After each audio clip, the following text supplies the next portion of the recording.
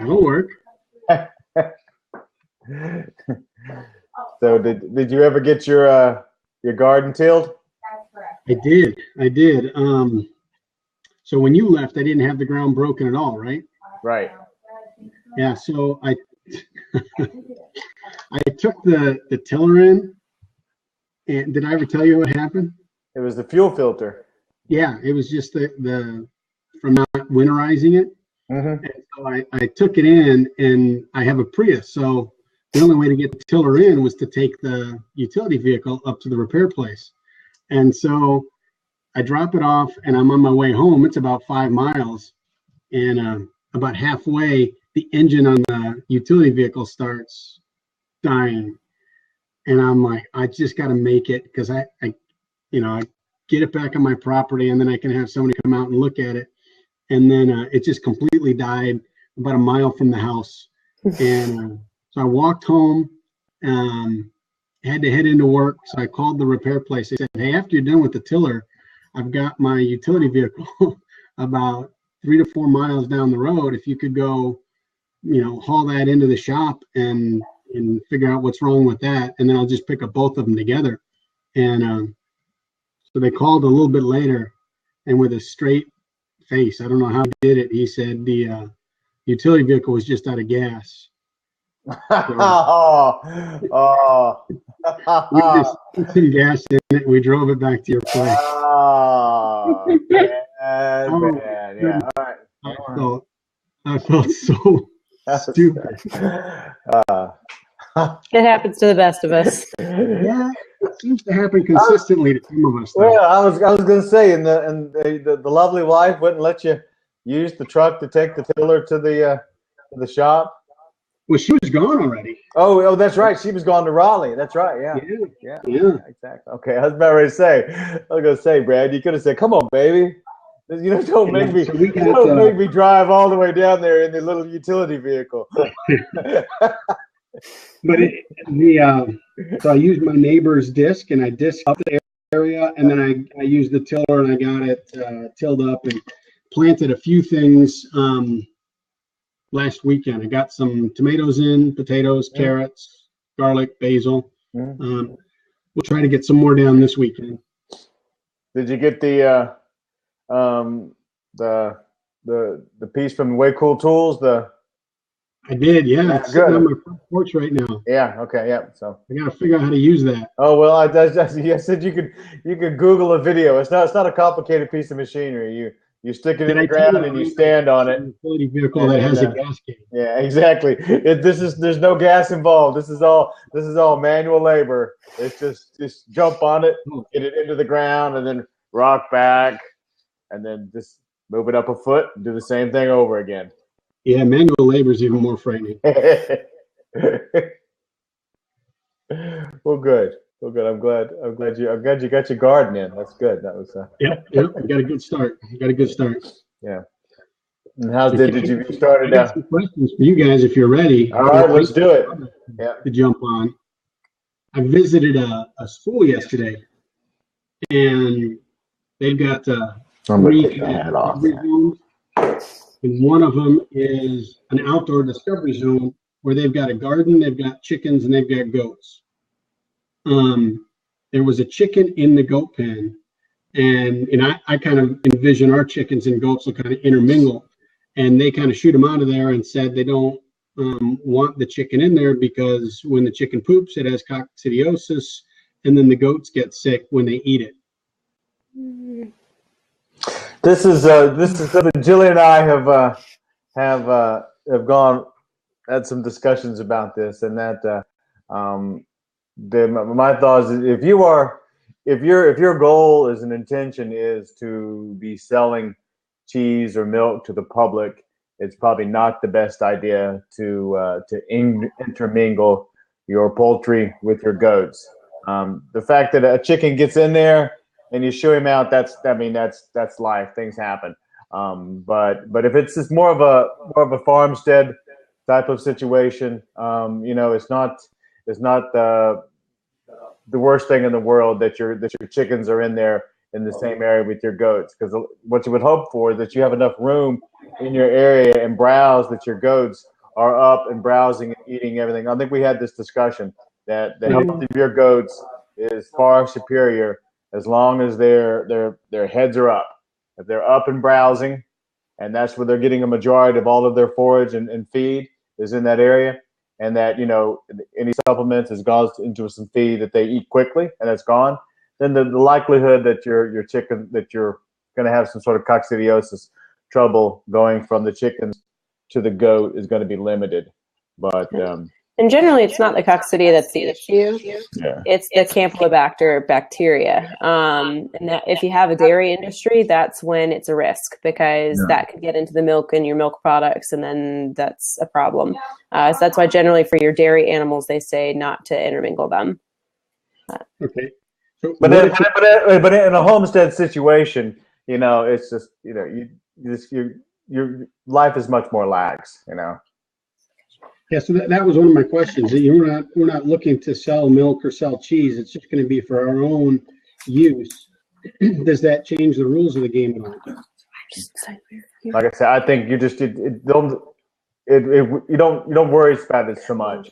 Like I say, if it's going to be something that you're going to be selling to the public, and then you do need to try to have a greater worry, because there's going to be more inspections coming on. People are going to be coming onto your farm and actually inspecting what you're doing, and you know they're not gonna like that. But like I say, I've raised goats, had the chickens, and you know the chickens are in, the chickens are out.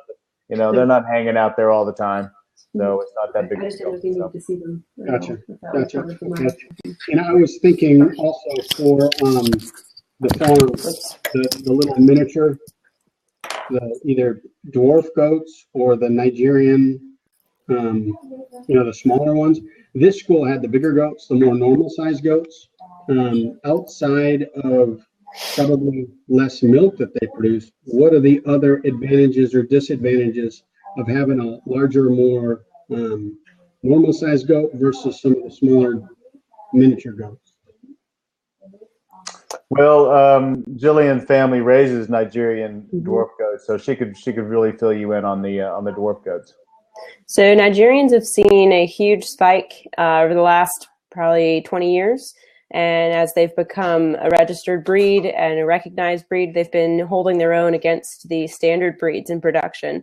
Certainly, they're not going to produce, you know, the same volume as like a Saanen would. A Saanen is going to produce potentially gallons a day as opposed to a Nigerian. But as far as the ratio, so if you figure weight ratio, production, et cetera, to the size of Nigerian, they produce a very high volume for their size.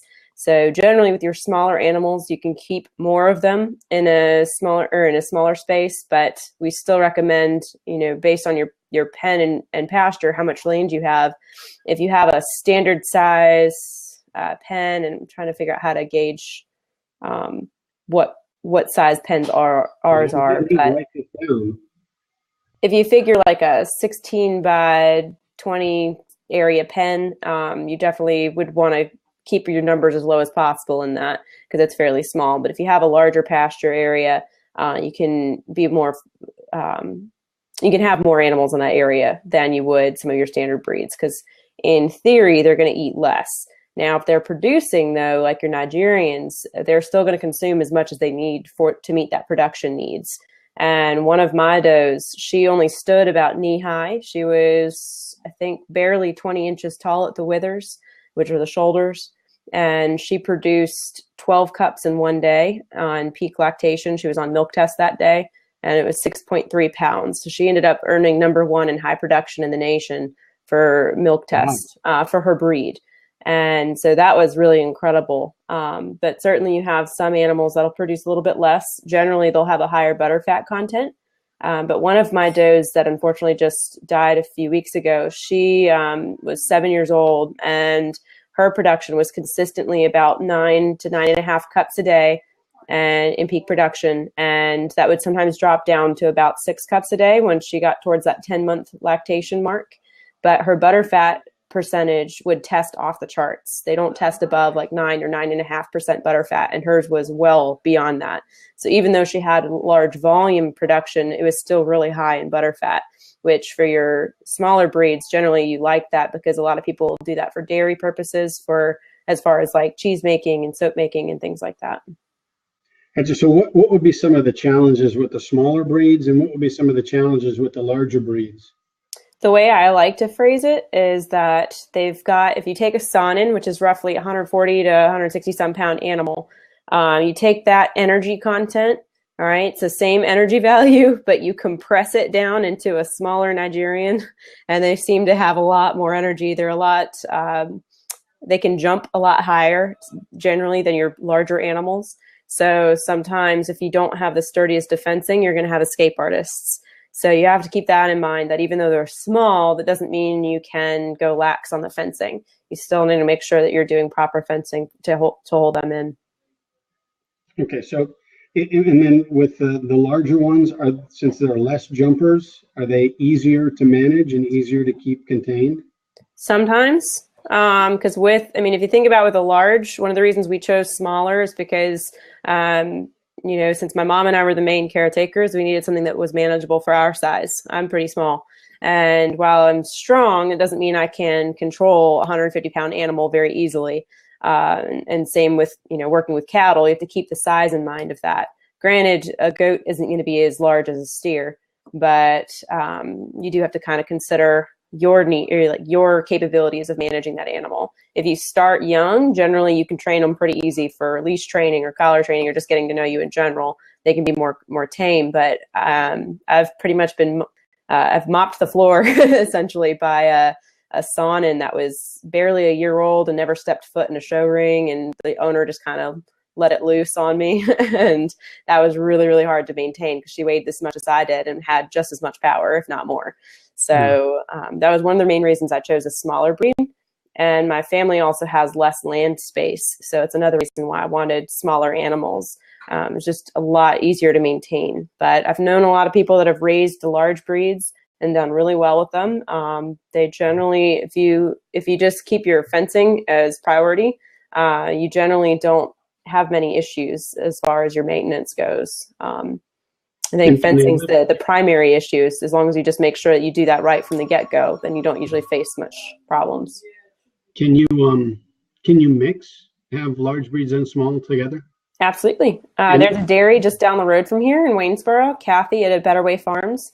And she's got Saanens, I think some Nubians, she's got Nigerians, she's got, I think some Toggenburgs and potentially an Oberhasli. I'm not sure that she has an Oberhasli, but I've seen them all mixed together and they're just fine. I've heard you got to get pairs because they're very social. Could you get a pair of a big one and a small one, or do you need to get pairs in the same breed? I don't think you have to get them from the same breed. As long as they're introduced and monitored, just with any animal, just make sure that the larger sized animal's not beating up on the smaller. But honestly, you'll find with the smaller animals, they generally tend to be more assertive. They're going to hold their own. And they're also a lot more agile. They're faster because they're smaller. They can get away a little bit more easily, typically. But I've seen Nigerians penned with horses, and they've done fine. So. Okay. Before I get to some of my other questions, Patty's got a question. I certainly can't answer it, so that one's yours. Okay. How is goat's milk processed for selling? Is it pasteurized at their processing facilities in Virginia? So the downside to the dairy industry is for goat owners anyway that are independent farmers, it is illegal to sell milk in Virginia unless you're licensed, especially raw milk. You can't sell it unless you have a license, and it has to go through a rigorous process. And that's with state testing and all of this other stuff. And you have dairy inspectors that can come in at any moment, in addition to their scheduled appointments, and do testing. And so you have to make sure that everything's a clean environment. You have a sterile milk room. I'm pretty sure you have to pasteurize your milk for sale. But some ways people get around that is by doing goat shares, just like similar to cow shares, if you've heard of that. And essentially people buy a part of that animal. So they can put stock in an animal, if that makes sense. And so like one of my does actually lives in the area. And the way I see it, if I get milk from my friend, I can contribute to my goat's health program. And so I can either buy feed for her, or I can give her, money to put towards any sort of farm need. And in a sense, it's a farm donation. So that's one way around that. But generally, most people don't sell milk unless they're licensed to do so. And my friend that I get it from, she has a dairy, so she's not breaking any laws in that sense. But I see it as a contribution to my goat's health.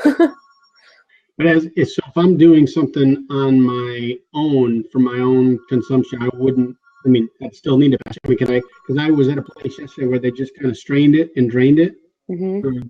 They had a big pasteurizing facility and all sorts of stuff, because they do sell, and so they are state checked. But for me, if I want to drink the milk, can I filter it and then just refrigerate it, or is there something else? Mm-hmm. As long as you filter it first, it's a good idea. Let me respond real quick to Bill here. I'm not sure how to add people. Yeah. I'm not sure how to add people into the video. But anyway, as long as you're straining it, I'll say when we first started with goats, we found that I was getting sick a lot. And the way we were straining our milk was with a coffee filter. And it doesn't work that way. The reason being is it's not made for filtering out, potential, not pathogens, but like dirt or things like that. Mm-hmm. It's not really made for that. So some finer particles are slipping through and we didn't realize it. And that could have been why I was getting sick. There could have been another number of reasons. But when we went to an actual dairy filter, and we realized just how much was being kept out of there. Because, animals live in, their own bedding, and they're walking around in dirt and things like that, potential feces and things like that. So you want to make sure that you're straining any of that contamination out of there. But wash that teeth. Yeah. And you want to wash the udder first. But even still, there can be things that slip through. The only time we've ever pasteurized milk is if my doe stepped in the pail. And even then we would pasteurize it, but then use it for like soap making or something like that, because we didn't want to mix that into our own nasty, our own like fresh milk. We didn't want to mix the two. So do you have a pasteurizer? How do you do that? No, you can do it with a double boiler pot. So you basically just put a pot inside a pot of water. Mm-hmm. On the stove, and you heat it to a certain temperature and maintain it at that temperature for, and I don't know how many minutes, and that essentially sterilizes it. Okay. What's the average lifespan of a goat? Well, it can vary by, health conditions, environmental, etc. There's a number of things that go into that. I've heard of animals living till they're 16 to 18 years old. My oldest doe, who is also my first doe, she's 9.5 now. And she'll be 10 in September. And my other doe, unfortunately, passed away. She was coming up on her 7th birthday, and that was due from a uterine issue. Her uterus essentially died inside of her, and we have no idea how that happened. So some things just happen, and there's no cause necessarily or explanation for it, but it was just a natural cause of death, Other times we've lost only a couple kids over the years, and there was one year in particular we had what's called failure to thrive or floppy kid syndrome, and that's essentially where their rumen the rumen's not developed yet, but their stomach at that point can't digest anything, and so even when they're drinking that colostrum, for some reason it's just not able to pass through. And again, there's not really a pinpointed cause for that. So but thankfully we've only lost a couple animals over the years compared to the number that we've produced, and we've raised close to 200 in 10 years. Yeah. Wow. Do either of you guys make cheese? We do. Mm-hmm. Well, I do. I don't know about Kevin. No, I just milk for milk. So I've got I know there's an Alpine that I've gave away. She's probably at least 12 now, and because she was in adult and milking when I got her, and so that was 10 years ago. Well, I saw the facility that made cheese yesterday. It's a school that just does it, and the kids are part of this process. But after watching it, I don't think there's a chance on this planet I could ever make cheese. Actually, you'd be surprised. There's a lot of different varieties of cheese you can make. I mean, you don't necessarily have to start out with trying to do a hard cheese where it has to age for 6 months plus.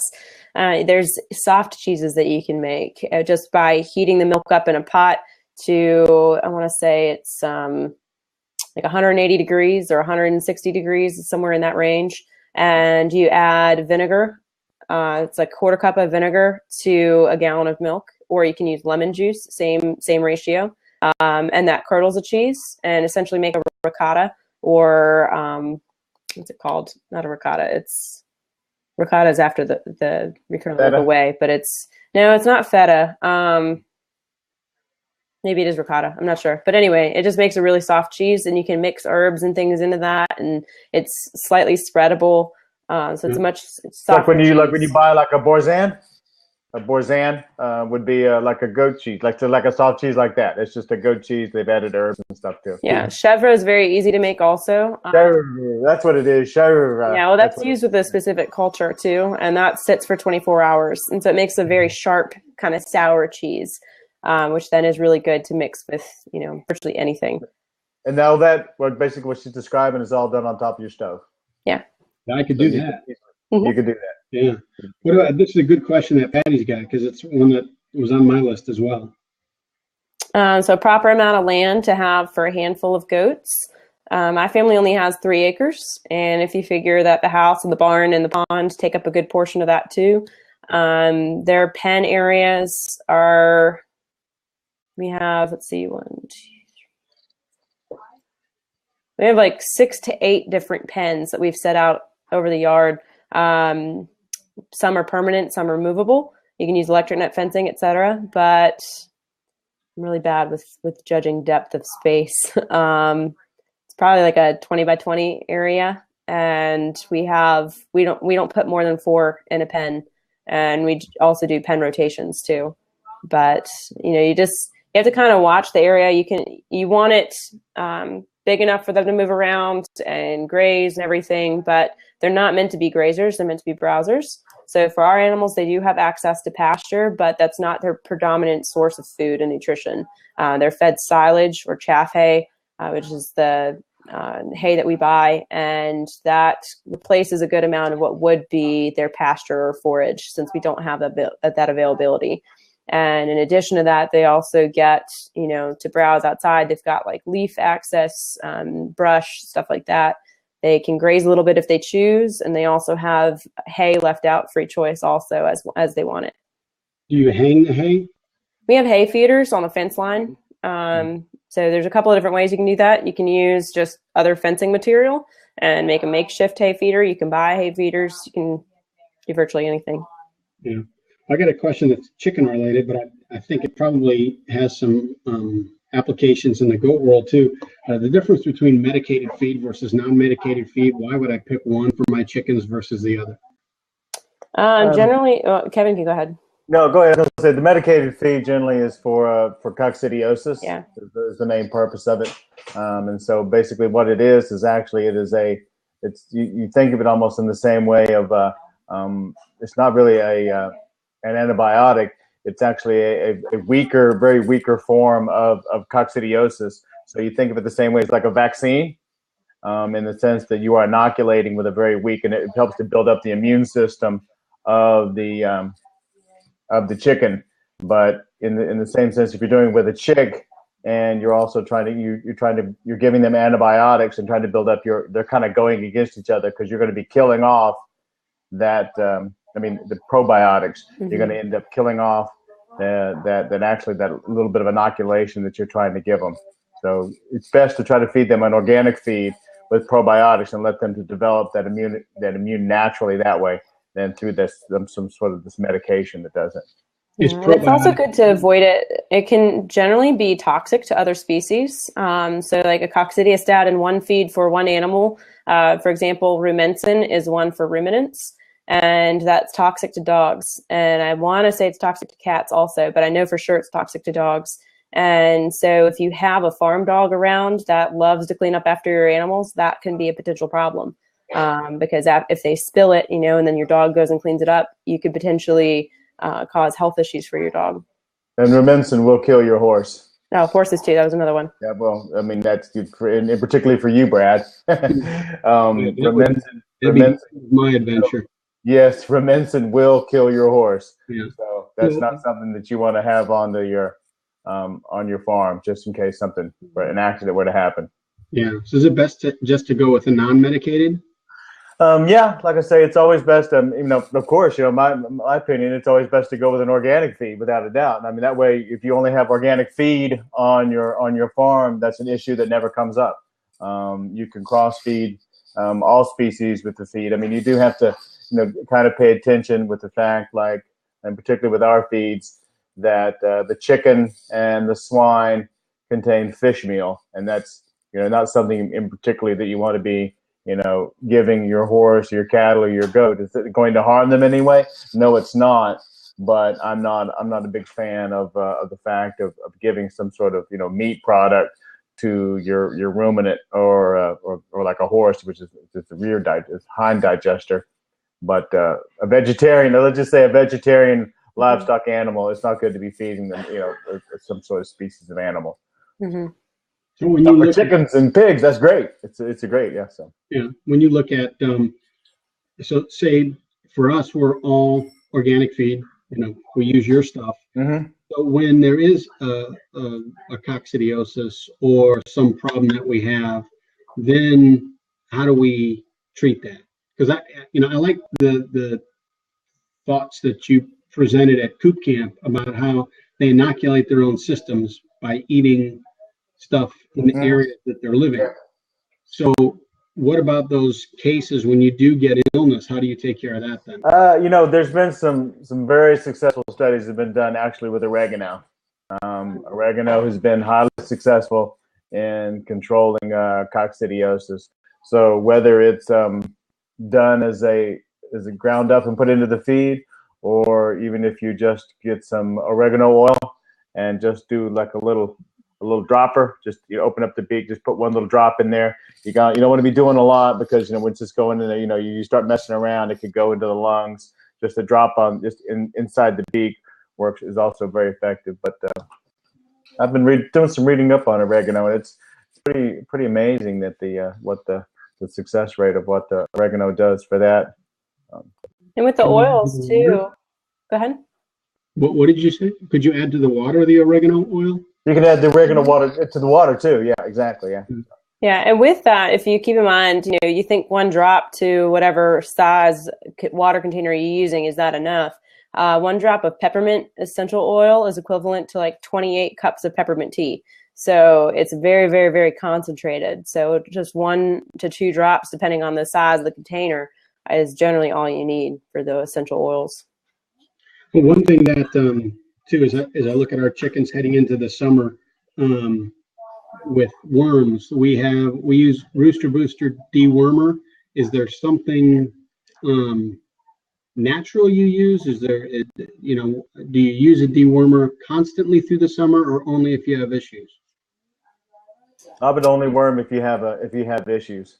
Yeah, that's the way I would do it. The fact that you're more than likely your chicken or your goat or your horse or your cow is going to have some sort of parasites in its system, and that's not a bad thing. Basically, what that is that's actually pulling on the system a little bit and making sure that immune system is functioning well. So the idea that I need to be worming my animal and making sure that it is clean is not actually good for the health of your livestock.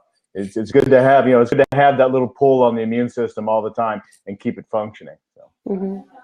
Also, there are some herbal programs you could look into, whether mixing your own using things like oregano or some other herbs. But Fir Meadows is a product that I've mentioned to the bosses here a couple times, and I'm researching potentially carrying that. It's in discussion. But Fir Meadows has some really great herbal programs, and she's working on becoming certified organic. So she's not to that point yet, but she does use organic ingredients. She's just not certified yet. She was in the process of moving last time I spoke to her. But we use their Deworm A program and their GI Soother.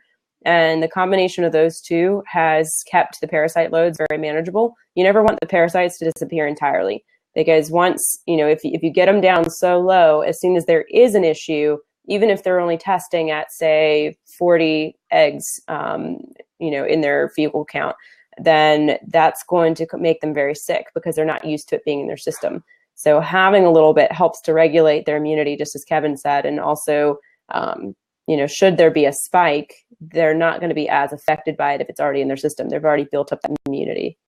Because they've done some recent studies of people that have like irritable bowel syndrome, and they have actually introduced parasites into their system, and then the immune reaction, the body's reaction to that, actually helps with digestion. It helps to coat the inside of the intestines better, and so they increases their digestion just by adding some parasites into their system. Like I say, that's kind of how we're made. I think everybody where you are, we're a host. That's kind of what it's the same thing with bacteria. That's kind of it's all part of a working system. You don't want to be overloaded with parasites, but to have a couple little friends with you, that's not bad.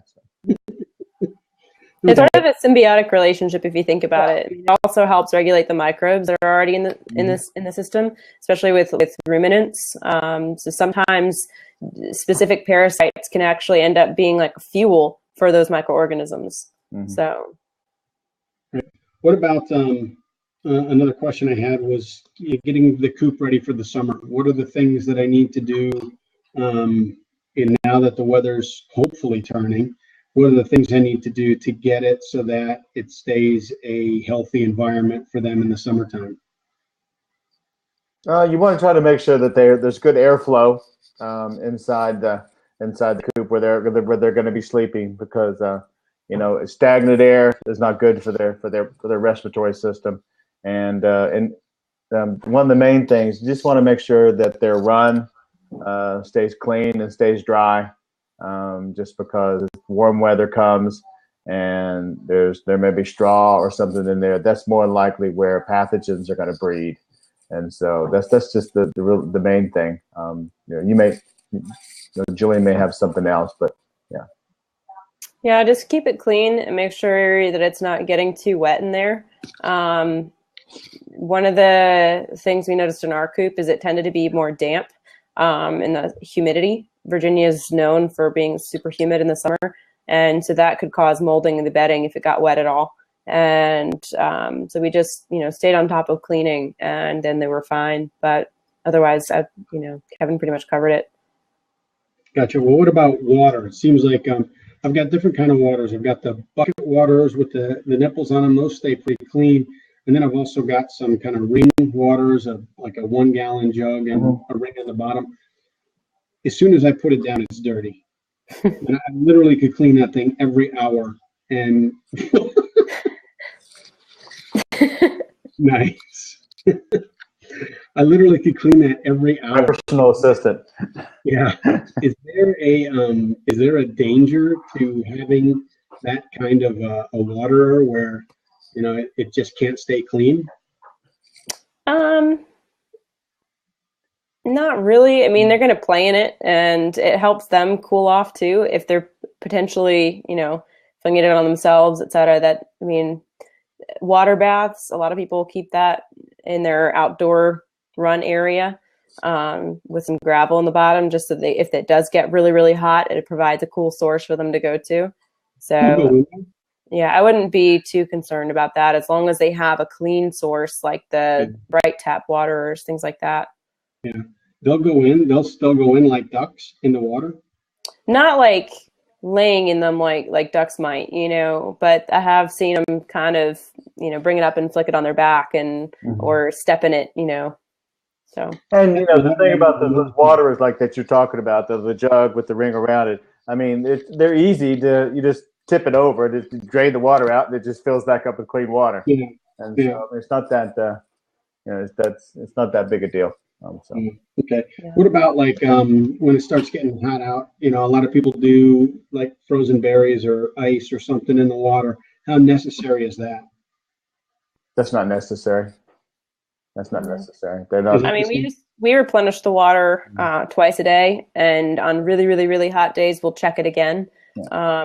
More for our goats than our chickens. The chickens don't seem to go through the water as fast. But I can't stress enough that you just make sure you're providing enough water Water tends to be the forgotten nutrient, especially in the heat of summer. Yeah. And as you get into heavy production season, whether with other animals or just continuous egg laying, the heat does drain them. And so keeping enough water supply out there is important.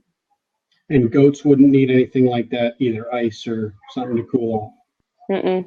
No, I mean, if you can provide during the summer, some shade, something for them to get out of the heat. I mean, that's great. Whether it's a little grove of trees, some cedars, or even just I like a little 3-sided little thing so they can, they can always get in and get out of weather, even if the weather turns. Like a blowing rain, goats are not the biggest fan of rain. Horses They don't like getting their feet wet. Yeah, horses and cattle, they'll just stand out in the rain and graze and go about their business. Goats will not. Goats like to get out of the weather. So it's good to provide them with some sort of shelter. Even just stretching a tarp over the corner of a pen, it provides a run in. It's not very attractive for sure, but if it's a temporary fix while you come up with another solution, we've certainly done that. And the only thing with using a tarp is making sure that there's nothing nearby where a goat could jump up and get on top of it like a trampoline, because they will try. Mm-hmm. What about where they sleep? Do you build beds for them? Do they sleep in straw on the ground? What kind of sleeping accommodations do I need to be aware of? We tend to put our does in our barn at night. We do have stalls built that we put up, and we just did probably, I guess it's an 8x8 section to go in a pen at night. And we used the the sheep and goat panel. So they're a 4x4 opening. And then we just, lined them with wood to kind of solidify them a bit and made them permanent stalls. But they go in there at night, mainly because there are more intensive keepers. So there are milkers, and we want to make sure they're protected. Not to say the bucks aren't valuable, but bucks tend to hold their own more, and they certainly smell so bad at times nobody wants to mess with them. So they're generally outside, but they do have a run-in also. Whether that's a calf hut for one of them. We've got 2 goats in that pen, and they have a calf hut, which is just this dome essentially. Mm-hmm. And then my other ones are in our back pen, and that their building actually was an old playhouse that the previous owner had built for his daughter, and we turned it into a goat house, and it's been a swine house at one point. And so we just bed it down with straw, and they go in and out as they please. So, but there's no door on it. The one thing you want to make sure that in these in building these types of things, if you build a 3-sided thing, you want to make sure that it's easy to clean out. Because the goats get in there and they do go to the bathroom in there and they sleep in there, and so it can get compressed in there. So you want to be able to make it so that it is possible for you to at least even if you got to bend down and get in there, but to clean it out completely. You don't want to make it so that they're like, well, now how I can't clean it. I can't clean it out now. Mm-hmm. Because you want to be able to clean it out and rebed it easily. Yep. Okay. And all of that stuff that you take out, all that stuff that you clean out of their little area, where does that go, Brad? Goes in the compost pile. Goes into the compost bag. That's exactly right. Goes into the compost pile. Exactly. So they sleep on the ground then? Mm-hmm. Yeah, they sleep on the ground. I mean, if you want to, put a little plywood, little bed area in there and let them get up off the ground, that's great. But they don't have to. You can just keep it bedded with straw. In one of our kidding stalls, we have a raised platform in a sense. We just put boards across the corner of the barn, and so it's kind of like a shelf built out. And in our kidding pen, generally the dam stays on the floor, but once our kids are born, they play all around and they'll jump up there, they'll curl up together, but generally they're on the ground most of the time. Gotcha. And as you get into summer and everything, how do you tell signs of stress in both chickens and goats? What are the things that I'd be looking for? Panting, that's one of them. Excessive vocalization. So for both goats and chickens? Yeah. Mm-hmm. Yeah. For chickens, they'll generally, some of the ones I've seen, they get puffed up, like just kind of hold their feathers out, if that makes sense. For goats, you can, check their coat. If their coat starts to get very dull, that's not a good sign for the health of their goat. And then what's the, Jillian would know this, what's the test? Skin elasticity. So you check. Well, when we were talking about parasites. Oh, FAMACHA? FAMACHA test. That's, you're looking at their eyelids, and it's the different, please explain to them about the FAMACHA test. So both your mouth membranes and your eye membranes should be a cherry red. And that's where you should know your animal, because not all of them will maintain that same color. So not all of them will be as red as like the color of my shirt here. But some might be a little bit paler, but that could be their normal. So it's important to know what's normal for that animal, so you're not unnecessarily treating a symptom that may not actually be a symptom. But for example, one of my does, she's always on the anemic side, just always has been. She's a heavy producer. So we've always made sure she's had a lot of kelp in her diet. She pretty much gets free choice access to that. And we've done a lot of just nutritional supplements for her to keep her energy up. And so she's not pulling as much from her own body reserves. But her eye membranes have never been super, super dark. They've always been on the paler side, but that's just her. And she's 9.5. How do you figure out when they're deficient in something? I mean, how do you know that? So generally with the eye membranes, that's usually a sign of anemia, which can be linked to either, not getting enough in their nutrition as far as iron, or it could be due to parasites. So barber pole worm is the biggest one, and it's a blood-sucking parasite. So the FAMACHA scorecard was predominantly designed to gauge for that, because unfortunately, once you have a barber pole problem and you identify it as such, it's generally too late. So that's why checking the anemia can be a good sign. A lot of people will use the product Red Cell, which is an iron supplement. I don't think it's organic though. I'm sure there's probably organic substances out there, but that's one that I know a lot of goat breeders will go to if they start to see, some signs of anemia. And then if it doesn't get better, that's generally an indication they need to worm. I think blackstrap molasses is high in iron. Okay. But you can easily order or even download is just the little chart to have that you can keep on hand when you check your goat's eyelids. So a good rule of thumb is just to check it by your own as well. It should be about the same color as your eye membranes or mouth membranes. And if it's, if it's whiter than that, and when I say eye membranes too, you want to pull down the bottom lid and look at the bottom lid specifically. It's a lot easier. You can kind of press in on the eye and that'll cause it to pop up more. But generally just, flipping the lid down is the easiest method. Goats generally don't like when you start messing with their mouth. And it's a good time to do that is when you do start to milk and they're on the milking stand, because generally on the milking stand, they're generally more in a they're being held in place a little bit because it's a little area for them they can't move around as well. And a lot of time, a lot of people, your goat will wear a little chain collar, and you can hook them up to that.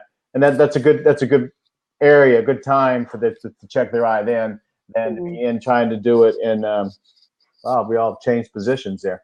Yeah, that's right. Or then trying to do it in the paddock, because sometimes now, and particularly if you're dealing with one of the larger breed goats, it can be more of you're now wrestling a little bit, and so to do that with. So and if you do it also while they're milking, it becomes much more of a routine type of action for them, something that they are used to happening. So it's also good for you. It's a good reminder, to keep in check with them and watch their values. But there's also, you can look at their coat color is one that Kevin mentioned.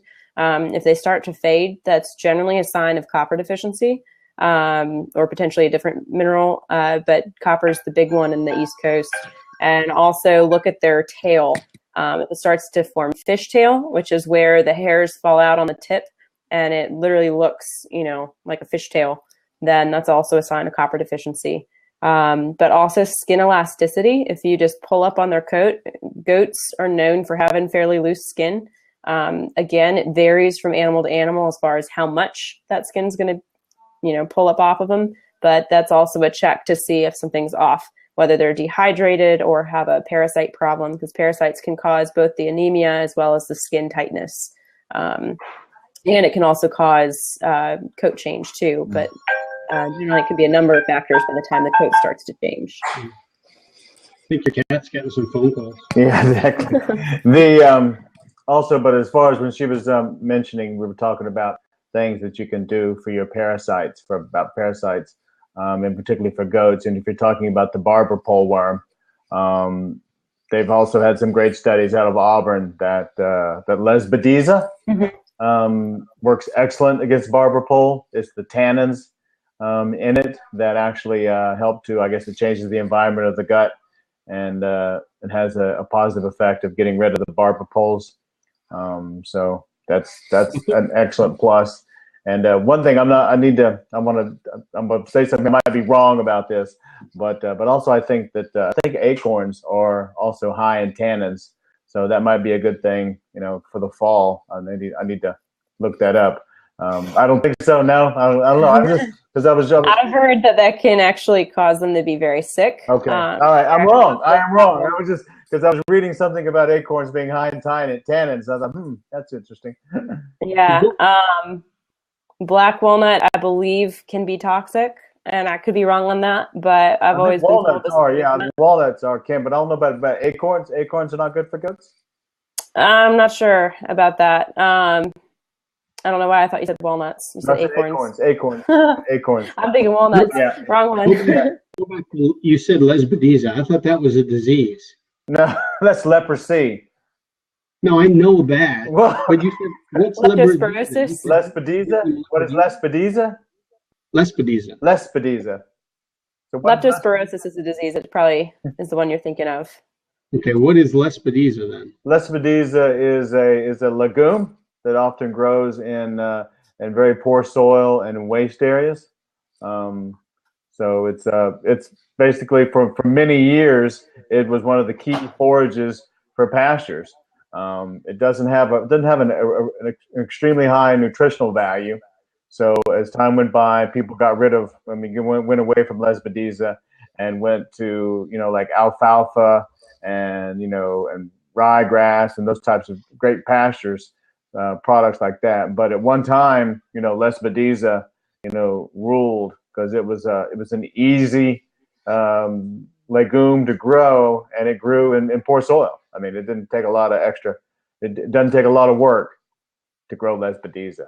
It takes a lot of work to get started. It's a hard thing to get started in your pasture. But if you have the opportunity to mix it into your pasture, I mean, it's a good thing. Yeah. And actually, with acorns, I just did a quick search with poisonous plants and goats. She's good at that. She's good with the quick searches. Acorns are fine in small quantities, but if they graze a lot of them, it can become toxic. Yeah. So, but I know with, especially as you get into fall, as things are dropping and wilting, that's when things can be more potent. And that's when it's, better to steer them away from that. Gotcha. So it's not a bad thing to have an oak tree in your pasture. So, there you go. Last couple questions I've got the older 5 chickens, and then I've got the teenage 5 chickens. They're 4 months now. They kind of will free range together, but they never mix. There'll always be some space between them. I've got 2 roosters in the teenage group and 1 in the older group. Any concerns with either of those things, that they don't intermix and that there's 3 roosters for 7 hens? I worried that eventually one of the roosters will be the dominant rooster, and there could be quite a bit of fighting going along. If they do work it out, I think there's going to be a lot of stress amongst the girls with that many boys in the group, because the other roosters are always going to be trying to mate. And what's the ratio? What's comfortable? A good ratio. A good ratio. Like one rooster to every 15 chickens. I mean, I'm just throwing that out there. Because like I say, because whenever one of the other roosters try to mate with one of the chickens, the dominant rooster, he's going to be wanting to get over there. I'm not going to allow this. I'm going to put an end to this. And there's going to be a lot lot of fighting, a lot of turmoil. So eventually, you may have to thin the herd. So, but that's something time will tell. Time will tell. There's no need to get out the coq au vin recipe yet. But no worries about them getting close together but not mixing. You could force the issue, but no. I mean, you've got two coops on your. Actually, you got three, don't you? You have three. I haven't put the other one together yet. So you have two coops, and if they go to their different coops, at night, that's not. I mean, that's okay. So like I say, it's not causing any problems. So. Awesome. Well, that's all I got. Appreciate you guys spending some time. No, that's just fine. So I'm trying to think. Was there? So have you been turning your compost pile? Well, actually, yes, because I had in the field that's just outside where I had the garden, and in the front field, I had two really big holes. And so I took about 12 scoops of the old compost that's kind of soilish on the bottom. And I filled those in and then used the disc to kind of level it out. So the compost pile is probably half of what it was when you were there. Okay. And that makes it easier to turn right now. Good. Yeah, exactly. Yeah. So. One thing I'd add real quick about going back to the acorns and walnuts and everything that we were discussing. Towards fall, as things are starting to wilt and drop and leaves fall, etc., it's fine generally for them to eat some, but the best way to avoid toxicity is if you feed them before turning them out in a field. So if you give them something that's a base in the rumen, then generally it's not going to have as much of an impact should it be toxic. But again, it's more, feeding in moderation than anything. Yeah. And if you do have them out in a paddock, you want to make sure that if you have any cherry trees, if you have any wild cherry, anytime a branch falls and it has leaves on it, you need to get that out because that will kill your goat. If you have any type of mountain laurel or any type of azalea inside, also in that little area, you want to get that out of there because if they eat that, that'll kill your goat. And generally they know to stay away from it, especially if they're an older animal. Generally they know. Where's my finger? Not always. Where's my finger? Generally they'll eat it once. They'll eat it once. I know, but I'm just saying generally they know not to. And I say that just because we've had a couple animals, we've had people try to feed our animals the wrong things and our animals refuse to touch it. Yeah. So occasionally they'll know, but every now and then they won't. So that's why it's better not to have it there. Yeah, because like I say, I've had my goats get out and they've made it over to the azaleas and they've eaten the azaleas and they have got horrifically sick, and then the next time they're out, they come to the azaleas, they're like, you know what? No, I don't think I'm not going to eat that again. And so I think that, and then that becomes a much more learned trait that, when they have a kid, they're out with their kid, and they're out grazing around and browsing. I think the kid goat is like, you know what? I've noticed that mom never eats that. And so I think that becomes a learned thing. As saying that her goats have learned, probably through generations of ain't nobody going to eat the azalea because it'll make you very sick. Well, my buck was offered cherry before this individual discovered that cherry is really bad for goats, and my buck wouldn't touch it. And this person was like, well, why aren't you eating it? I'm giving you a fresh product. Why don't you want it? What's wrong with you? And then I was like, no, don't feed that to them. That's toxic. So, but thankfully he wouldn't touch it. So sometimes they know, other times they don't and have to experience. And that's when it tends to go bad. Yeah. But Yeah. All right. Awesome. Okay. Thank you guys. Look forward to talking to you again. No, thank you again. All right. Have a great day. You too. Bye-bye. Bye-bye. Bye.